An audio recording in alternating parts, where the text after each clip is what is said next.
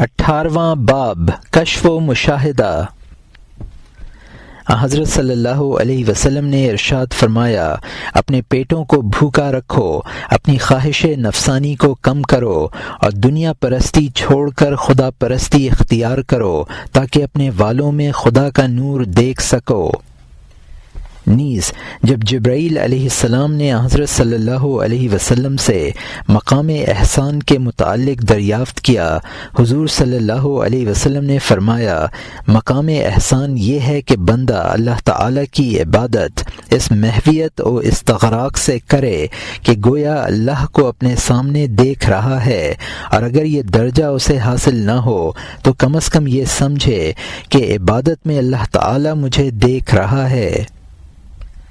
اور اللہ تعالیٰ نے داؤد علیہ السلام کی طرف وحی بھیجی کہ اے داؤد، کیا جانتا ہے کہ میری معرفت کیا ہے؟ عرض کیا کہ میں نہیں جانتا۔ اللہ تعالیٰ نے فرمایا، میری معرفت یہ ہے کہ میرے مشاہدہ سے دل کو زندہ بیدار رکھا جائے۔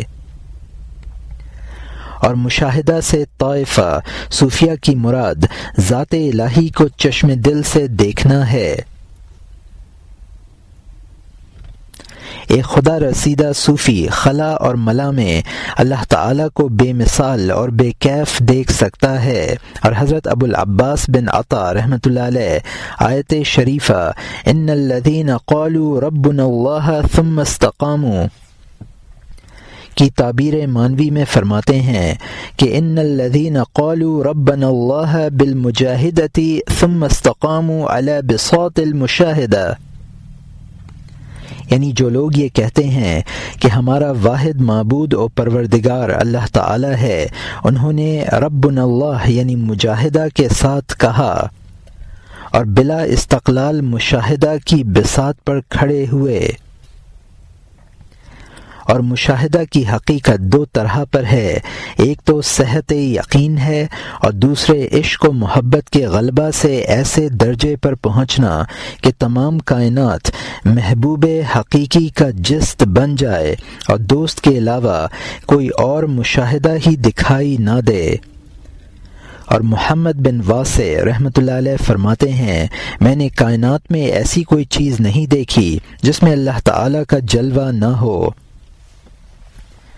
اور مشائخ میں سے ایک شیخ محبت و معرفت کے غلبے میں فرماتے ہیں، میں نے ہر چیز میں اللہ تعالیٰ کا مشاہدہ کیا۔ بعض صوفیہ خدا کے عشق میں مجذوب ہوتے ہیں، یعنی عقلی دلیلیں اور بحثیں ان کے لیے موجب حجاب ہوتی ہیں، کیونکہ جو شخص کسی ہستی کی مکمل طور پر پہچان رکھتا ہے وہ اس کے غیر سے آرام و اطمینان نہیں پاتا، اور جو اسی کو محبوب رکھتا ہے وہ کسی اور کی طرف نظر نہیں کرتا۔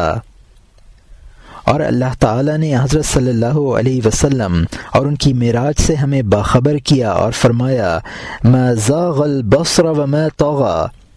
اور مشاہدہ کی شدت عشق میں آپ نے ذات احد کے علاوہ کسی اور طرف آنکھ نہ کھولی۔ جب ایک عاشق دیگر موجودات سے اپنی آنکھیں بند کر لے تو اپنی چشم دل سے خالق کائنات کو ضرور دیکھ لیتا ہے۔ نیز اللہ تعالی نے فرمایا، لقد رأى من آیات ربہ الکبریٰ، یعنی میرے رسول برحق نے معراج میں اپنے پروردگار کی بڑی بڑی نشانیاں دیکھیں۔ بس خلاصہ کلام یہ ہے کہ جو شخص محو مجاہدہ رہتا ہے اور ظاہری آنکھوں کو محرمات سے بچاتا ہے، وہ خدا کے جمال اور تجلیات کا مشاہدہ ضرور کر لیتا ہے۔ سہل بن عبداللہ تستری رحمۃ اللہ علیہ نے فرمایا، جو شخص اللہ تعالیٰ کی طرف سے ایک لحظہ بھر آنکھیں بند کر لیتا ہے وہ صراط مستقیم کو کبھی نہ پا سکے گا، کیونکہ غیر اللہ کی طرف رجوع کرنا اور حقیقت خدا سے منہ موڑنا ہے۔ جو شخص غیر اللہ کا پرستار ہو ہوا وہ بوجہ شرک ہلاک ہوا۔ پس اہل طریقت کے نزدیک اہل اللہ اور اہل مشاہدہ کی حقیقی عمر وہی ہوتی ہے جو مشاہدہ ذات میں بسر ہو۔ جو مدت عدم مشاہدہ اور عدم حضوری میں گزرے وہ عمر میں شمار نہیں کی جاتی۔ جیسا کہ حضرت ابو یزید رحمۃ اللہ علیہ سے لوگوں نے پوچھا کہ آپ کی عمر کیا ہے؟ آپ نے فرمایا 4 سال۔ انہوں نے کہا کہ کس طرح؟ آپ نے فرمایا میری عمر کے 70 سال حجاب میں گزرے ہیں، لیکن 4 سال سے اس کو دیکھتا ہوں اور حجاب کا زمانہ عمر میں شمار نہیں ہوتا۔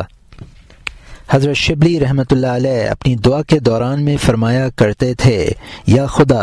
جنت اور دوزخ اپنی غائب مخلوقات کے زمرے میں پوشیدہ فرما اور ان کی یاد مخلوق کے دل سے فراموش کر تاکہ تجھے ان کے سبب سے نہ پوچھیں،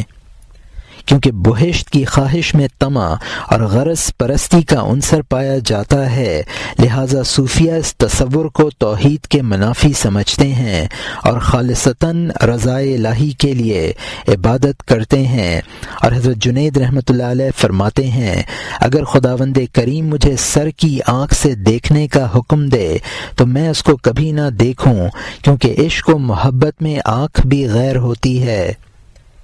اور غیر کی غیریت مجھے دیدار سے باز رکھتی ہے، کیونکہ میں دنیا میں اس کی لذت کو بے واسطہ اور بے ذریعہ دیکھتا ہوں، پھر واسطے کی مجھے کیا ضرورت ہے؟ کسی پیر کامل سے لوگوں نے پوچھا کہ کیا تو خدا کو دیکھنا چاہتا ہے؟ اس نے کہا کہ نہیں۔ انہوں نے پوچھا کہ کیوں نہیں دیکھنا چاہتا؟ اس نے جواب دیا، موسیٰ علیہ السلام نے دیکھنے کی خواہش کی تو نہ دیکھ سکے، اور محمد صلی اللہ علیہ وسلم نے خواہش نہ کی تو آپ صلی اللہ علیہ وسلم نے دیکھا۔ بس ہماری خواہش ہمارا حجاب اعظم ہے۔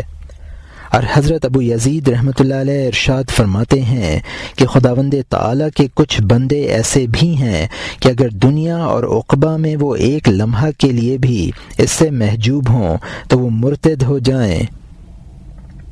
یعنی اللہ تعالیٰ ان کی روح و ایمان کو مشاہدہ کے دوام کے ساتھ مسرور و توانا رکھتا ہے،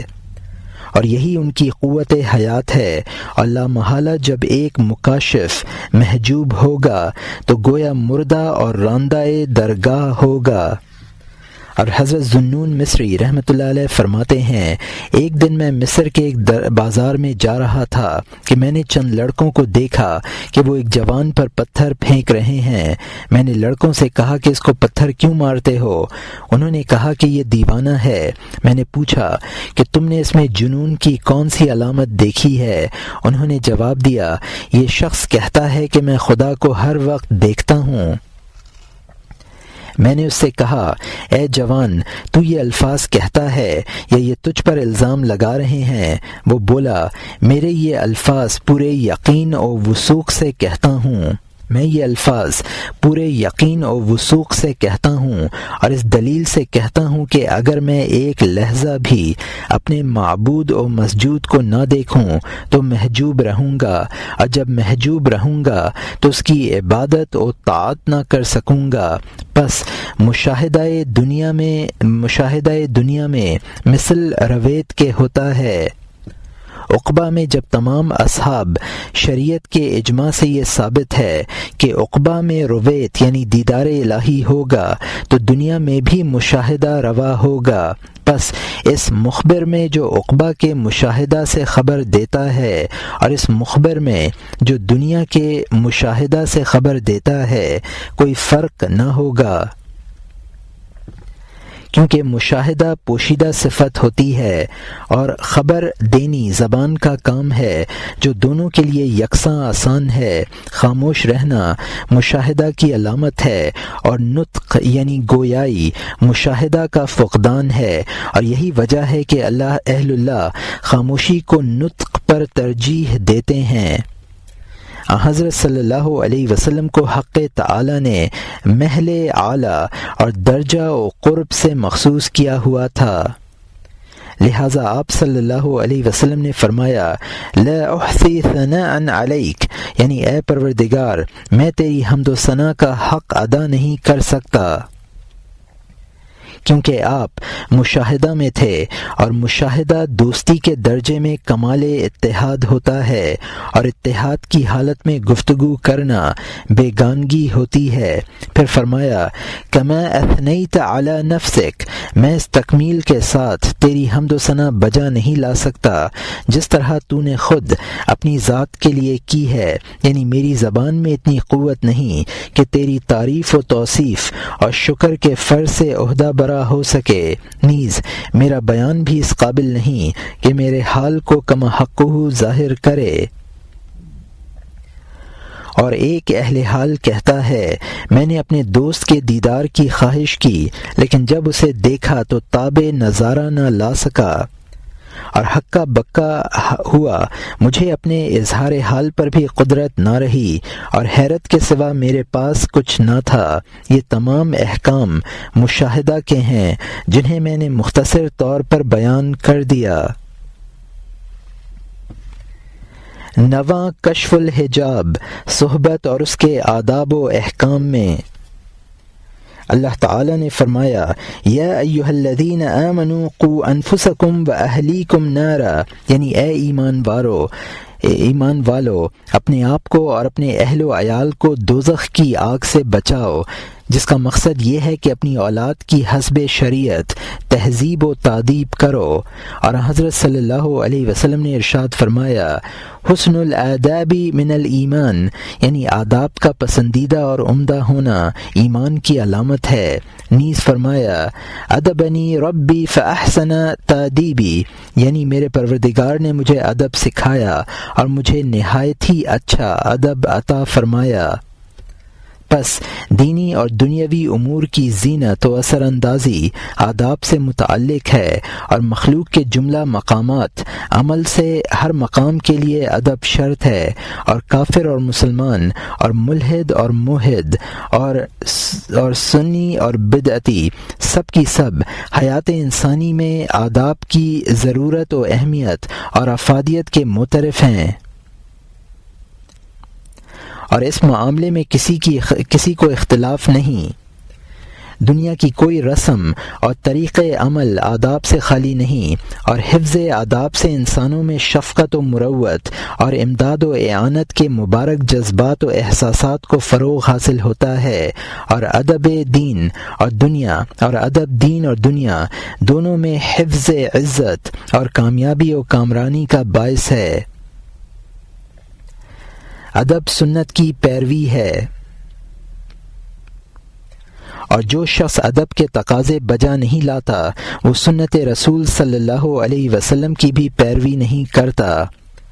طریق تصوف میں تمام اصول آداب عالیہ تقوی سے حاصل ہوتے ہیں، اور جو شخص خدا کے احکام و شواہد سے غفلت و کنارہ کشی اختیار کرتا ہے اس کے لیے صوفیہ کے حلقے میں کوئی جگہ نہیں اور نہ وجہ احترام ہے، اور کسی حال میں بھی سکر اور غلبہ طالب کو آداب کی حفاظت سے مانے نہیں آتا، کیونکہ ادب ان کی عادت و تنیت ہوتا ہے، اور عادت طبع انسانی کا جز بن جاتی ہے، اور جب صاحب مشاہدہ اور مکاشف لوگ غلبے سے ہوش میں آتے ہیں تو وہ آداب کوشش اور تکلف سے بجا لاتے ہیں، اور جب وہ حالت سکر میں ہوں تو اللہ تعالی ان سے آداب کی تعمیل کراتا ہے۔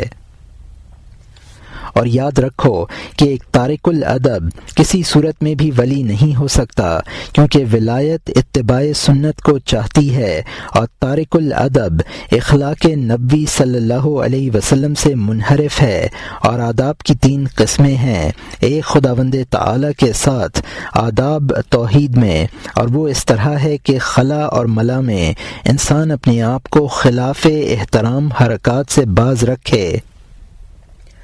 اور ایسا معاملہ اختیار کرے جو بادشاہوں کے دربار میں اختیار کیا جاتا ہے۔ اور صحیح احادیث میں آتا ہے کہ ایک دن حضرت صلی اللہ علیہ وسلم پاؤں دراز فرما کر بیٹھے ہوئے تھے کہ جبرائیل علیہ السلام آئے اور عرض کی یا محمد اجلس جلسۃ العبد، یعنی اے رسول صلی اللہ علیہ وسلم حضور باری تعالی بندوں کی طرح بیٹھیے۔ اور روایت میں درج ہے کہ حضرت حارث محاسبی رحمۃ اللہ علیہ نے 40 سال تک رات دن میں ایک دفعہ بھی دیوار سے پشت نہ لگائی اور ہمیشہ 2 زانو بیٹھتے رہے۔ آپ سے دریافت کیا گیا کہ آپ اتنی تکلیف کیوں اٹھا رہے ہیں، تو آپ نے فرمایا کہ میرے لیے یہ چیز باعث شرم ہے کہ میں اللہ تعالیٰ کے مشاہدہ کی بارگاہ میں بندوں کے لازمی آداب کے ساتھ نہ بیٹھوں اور کوئی متکبرانہ طرز نشست اختیار کروں۔ اور میں جو علی بن عثمان جلابی ہوں کہتا ہوں کہ میں نے خراساں کے ملک میں بندگان خدا میں سے ایک بندہ دیکھا جس کو بلند کہتے ہیں، اور وہ بہت ہی مشہور تھا اور کامل بزرگ تھا۔ یہ بزرگ بلندی 20 سال سے پاؤں کے بل کھڑا ہوا ہے اور نماز کی اتحیات کے سوا نہیں بیٹھتا۔ میں نے اس سے اس فعل کی علت پوچھی، اس نے جواب دیا، میرا درجہ ابھی اتنا بلند نہیں ہے کہ میں خدا کے مشاہدہ میں بیٹھوں۔ اور حضرت ابو یزید رحمۃ اللہ علیہ سے دریافت کیا گیا کہ آپ نے جو کچھ حاصل کیا وہ کن صفات اور کن ذرائع سے حاصل کیا؟ انہوں نے جواب دیا کہ اللہ تعالیٰ کی صحبت اور مجالست کے آداب اچھی طرح بجا لانے سے۔ اور لوگوں کو چاہیے کہ اپنے معبود کے مشاہدہ میں ادب کی نگہداشت زلیخا سے سیکھیں کہ جب اس نے یوسف علیہ السلام کی صحبت اختیار کی اور ان سے اپنے حکم کی قبولیت کے متعلق درخواست کی تو پہلے اپنے بت کے منہ کو کپڑے سے ڈھانک دیا۔ جب یوسف علیہ السلام نے اس فعل کا سبب پوچھا تو اس نے کہا کہ میں نے اپنے معبود کے منہ پر اس غرض سے کپڑا ڈال دیا ہے کہ وہ مجھے تیرے ساتھ ایسے خلاف شرم و حیا پوشیدہ حالت میں نہ دیکھ سکے، کیونکہ یہ ادب کی شرط کے خلاف ہے۔ اور جب حضرت یوسف علیہ السلام اور حضرت یعقوب علیہ السلام سے ملاقات ہوئے اور اللہ تعالیٰ نے وصال یوسف علیہ السلام سے حضرت یعقوب علیہ السلام کو مشرف فرمایا، تب زلیخا کو جوانی عطا ہوئی اور وہ مشرف با اسلام ہو کر حضرت یوسف علیہ السلام کے نکاح میں آئی۔ مقصد یہ ہے کہ جب ایک کافر پتھر کی ایک بت کی خاطر اس قدر پابندی آداب کر سکتا ہے تو ایک مومن معبود حقیقی کے لیے ضروری آداب کی بجا آوری کیوں نہ کرے اور خلوت و جلوت میں اس سے کیوں نہ شرمائے؟ اور مسلمان کو چاہیے کہ تمام واقعات و سانحات معراج کا بغور مطالعہ کرے، کیونکہ اس سے نہایت واضح طور پر ثابت ہوتا ہے کہ حضرت صلی اللہ علیہ وسلم نے از ابتدا تا انتہا آداب خداوندی اور آئین احترام کی کس خوبی سے بجا آوری کی، اور یہ دیکھ سمجھ کر ہر مسلمان اس دستور سنت کی پیروی کرے۔ اور آداب کی دوسری قسم باہمی معاملات اور کاروبار میں ہے، اور وہ اس طرح ہوگا کہ انسان تمام احوال میں پہلے اپنے نفس کے ساتھ مروت و رعایت برتے، یہاں تک کہ خدائے تعالی اور مخلوق کے سامنے جو کچھ بے ادبی ہوتی ہے وہ خود ضبط نفس اور عزت نفس کے تحت اس کا مرتکب نہ ہو۔ اس کی توضیح اس طرح ہے کہ حق و صداقت کے سوا کچھ نہ کہے، اور وہ اس طرح ہے کہ جس قول یا جس فعل کو خلاف احکام الہی پائے اس کو اپنی زبان پر جاری نہ کرے اور نہ کسی کو سنائے۔ دوسرے یہ کہ کم کھائے تاکہ جائے ضرورت کے لیے کم جانا پڑے اور ذکر و عبادت میں اطمینان سے مشغول رہ سکے۔ تیسرے یہ کہ اپنی ان چیزوں پر نظر نہ کرے جو اس کے سوا غیر کو نہ دیکھنی چاہیے، کیونکہ امیر المومنین حضرت علی رضی اللہ عنہ سے روایت ہے کہ میں نے عمر بھر اپنی شرمگاہ کو نہ دیکھا تھا۔ آپ سے اس کی وجہ دریافت کی گئی تو آپ نے فرمایا، میں اپنی اس چیز کو دیکھنے سے شرم محسوس کرتا ہوں جس کا دیکھنا غیروں پر حرام ہے۔ اور ادب کی تیسری قسم مخلوق کی صحبت میں حسن معاملہ، دیانتداری، حفظ امانت، پابندی عہد، زباں شیریں و نرم اور حسن اخلاق ہے، تاکہ باہمی معاملات اور معاشرتی تعلقات میں اختلاف و شکر رنجی پیدا نہ ہو۔ ان تینوں قسم کے آداب کو ایک دوسرے سے جدا نہ کر سکتے۔ اب میں بقدر امکان ان کو ترتیب وار بیان کرتا ہوں تاکہ مطالعہ کرنے والوں کے لیے سہولت ہو جائے۔